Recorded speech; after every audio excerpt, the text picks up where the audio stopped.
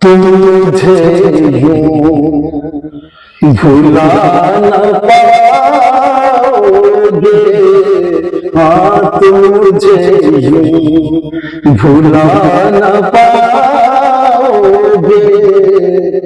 नमस्कार, आप देख रहे हैं जी न्यूज मीडिया और मेरे साथ आज एक ऐसी शख्सियत है। अगर आप सिंगिंग की बात करें तो आजकल बहुत सारा रिवाज सा चला हुआ सिंगिंग करने में। कोई प्रोफेशनल सिंगर की बात करें तो बहुत सारे कम ऐसे सिंगर मिलेंगे आपको जो शॉर्टकट में आते हैं, उसके बाद सिंगिंग करते हैं, थोड़ी देर बाद वो गायब भी हो जाते हैं। लेकिन हमारे साथ आज एक ऐसी शख्सियत है जो किसी के मोहताज नहीं है। अगर मैं कहूं तो जूनियर मोहम्मद रफी भी उनको कहा जाता है। जी हाँ, हमारे साथ संजीव शर्मा जी हैं। उनसे बात करेंगे, उनको उनके बचपन का पूछेंगे और बहुत सारे सवालात पूछेंगे। उनसे कहेंगे, रिक्वेस्ट करेंगे, कुछ गुनगुनाएंगे भी वो। संजीव जी, सबसे पहले स्वागत है आपको जी न्यूज मीडिया में। संजीव जी, मैं तो आपका कायल हूं क्योंकि जब मैं आपके गाने सुनता हूं, खासतौर पर मोहम्मद रफी की आवाज लगभग वो सेम ही है। हालांकि मोहम्मद रफी का तो बहुत बड़ी शख्सियत है, उनके साथ कोई मुकाबला नहीं है किसी का, लेकिन फिर भी उनके गानों की कोशिश करनी एक बहुत बड़ी बात होती है। सबसे पहले आप अपना परिचय दीजिए हमारे दर्शकों को। मेरा नाम जी संजीव कुमार शर्मा है जी, और मैं थोड़ा सा ऊंची बोलिए आप तो। अमृतसर में खजाना गेट में रहते हैं जी हम। और बताएं आप, और क्या बताऊं। आपके फादर साहब? हाँ, हमारे फादर साहब बहुत ही अच्छे पॉलिटिशियन थे, पंडित तेजपाल प्रभाकर जी, जिन्होंने बहुत ही, जिनका नाम है आज तक भी। किसी आप पूछ ले वहां हमारे उधर आके, किसी को पूछ ले, बीजेपी में इतने बड़े लीडर थे, लेकिन उन्होंने आज तक कभी, हमारे घर में एक बहुत बात मशहूर थी, जो भी रोता हुआ चेहरा आता था वो हंसता हुआ जाता था। पिताजी ने कभी किसी को मायूस नहीं किया आज तक। जो भी घर में आता था ना, हमको ये बात है पंडित जी, वो मसला है, ये मसला है, तो मसला उसका हल करके भेजते थे, भले कैसा। तो भी आप रहते कहाँ हो? ये खजाना गेट में जी, खजाना गेट में, इनर सर्कुलर रोड में। तो अपना बचपन आपने जब बीता, तो बचपन से शौक था गाने का कि ये बाद में कोई आपको लगा कि नहीं अब मुझे गला ठीक है, मैं गा सकता हूँ?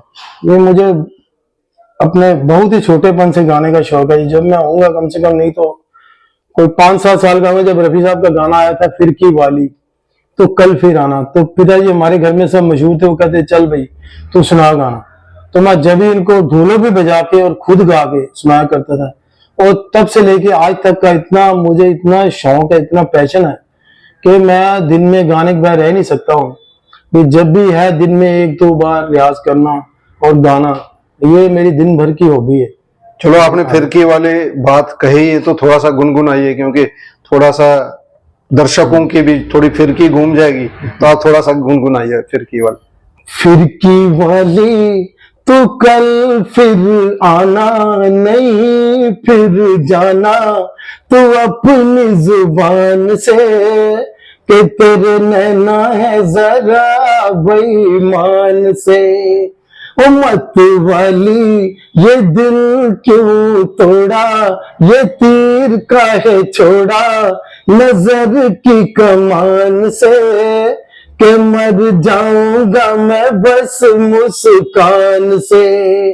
ओ फिरकी वाली तो कल फिर आना, नहीं फिर जाना, तो अपनी जुबान से कि तेरे नैना है जरा बेईमान से। तो मुझे लगता है कि आपका गाना सुन के आज लगभग हर एक बेईमान हो गया होगा कि आपका गाना सुनता रहे। चलिए, आपने कहा कि बचपन से शौक था आपकी। जो अगर तालीम की बात करें, अगर आपकी पढ़ाई की बात करें, तो कहाँ पढ़ाई हुई आपकी? मैंने जी +2 नॉन मेडिकल करने के बाद मैंने इलेक्ट्रिकल का डिप्लोमा किया हुआ है 3 साल का। Very good. और उसके बाद में मैं मर्चेंट नेवी में भी रहा हूँ जी। मैं, क्या बात। मैंने 5 साल जॉब की है ग्रेट ऑफ शोर इंडिया में, बॉम्बे में। वहाँ वर्ल्ड ट्रेड सेंटर है, वो कोलाबा में ऑफिस है हमारा। तो मैं जहाज में जाता था और वहाँ 42 डेज ऑन 42 डेज ऑफ होता था, मतलब जहाज में रहना। और बाद में 1.5 महीने की 1 महीने की छुट्टी होती थी, घर में आना जहाज में काम करके आना। नेवी में ऐसे हाँ, नेवी में ऐसा है, मर्चेंट नेवी में रहा हूँ जी मैं। और उसमें भी टैलेंट की बात होती है, वहां जहाज में टैलेंट के बगैर कोई आदमी नहीं जा सकता।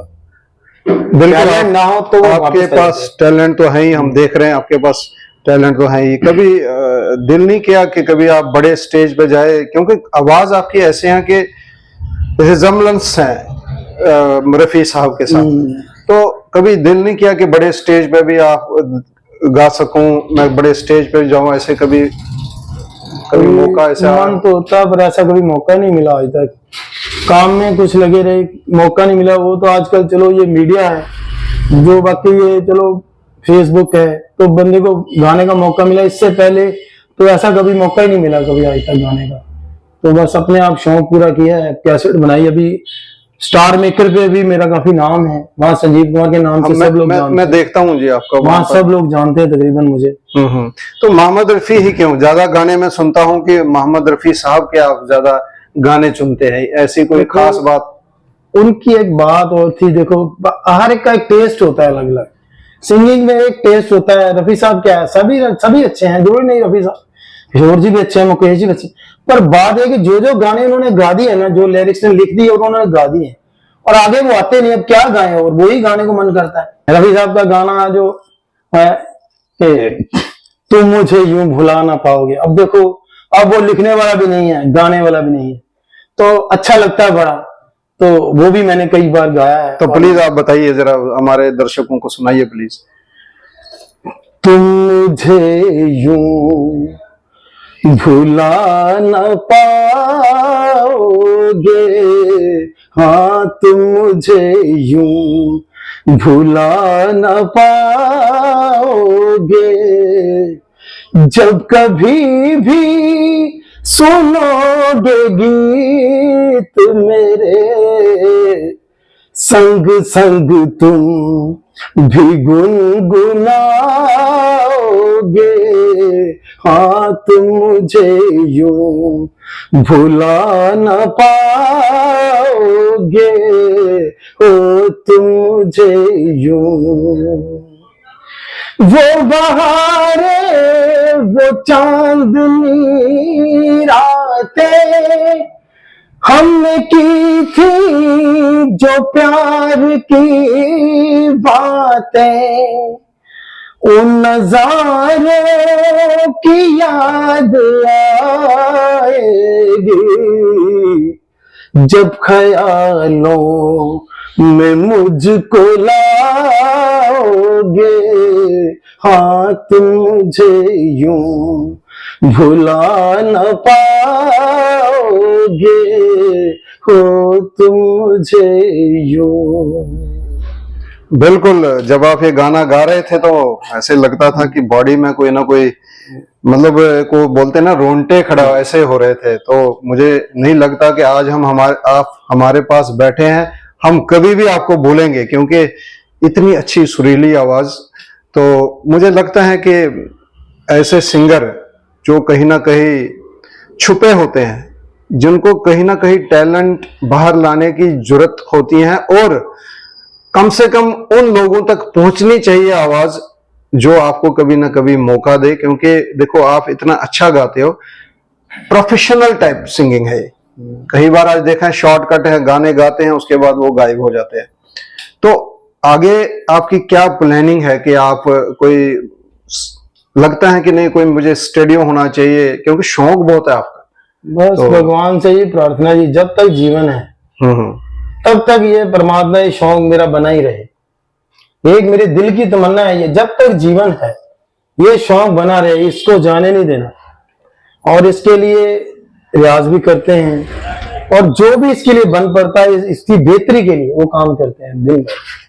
और काम के साथ साथ ये भी एक मेरी हॉबी है, और इसको भी मैं जरूर समय देता हूँ साथ साथ, जरूर सारा दिन में जरूर 1-2 घंटे देने देने, भले कोई भी टाइम हो, सुबह का हो, रात का हो, कैसा भी टाइम हो।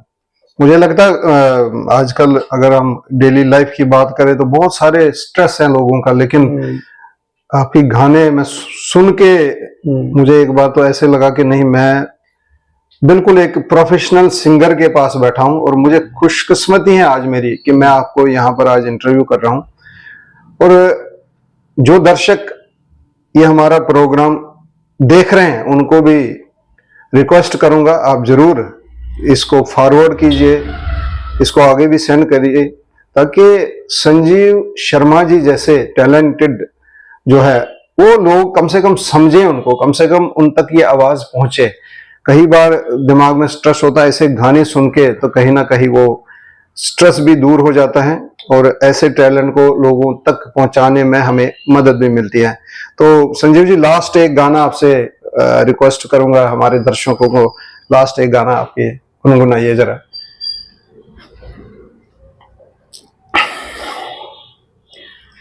सुहानी रात ढल चुकी, ना जाने तुम कब आओगे। सुहानी रात ढल चुकी, ना जाने तुम कब आओगे। हवा भी रुख बदल चुकी, ना जाने तुम कब आओगे। सुहानी रात ढल चुकी, ना जाने तुम कब आओगे। नजारे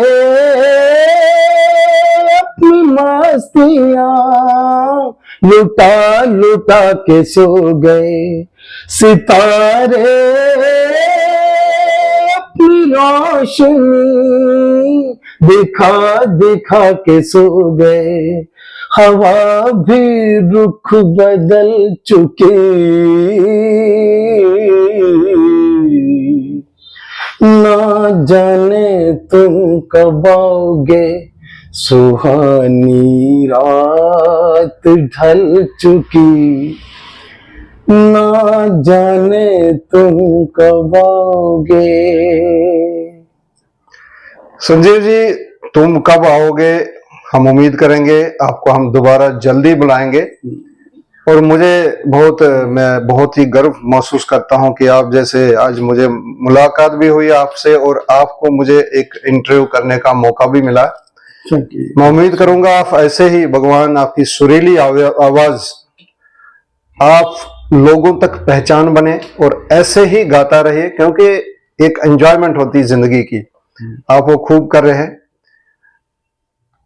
कहां तक पहुंचना या ना पहुंचना ये अलग बात है, लेकिन आप अपनी तरफ से पूरा एफर्ट्स करते हैं, लोगों को खुश करते हैं अपने गानों में। जब देखता हूं आपका स्टार मेकर पे आप गाते हो, उसमें डुएट भी गाते हैं आप, तो मैं बहुत सारे गाने आपके पसंद भी करता हूं और मुझे आज मौका मिला आपके इंटरव्यू करने का, मैं बहुत भाग्यशाली हूं।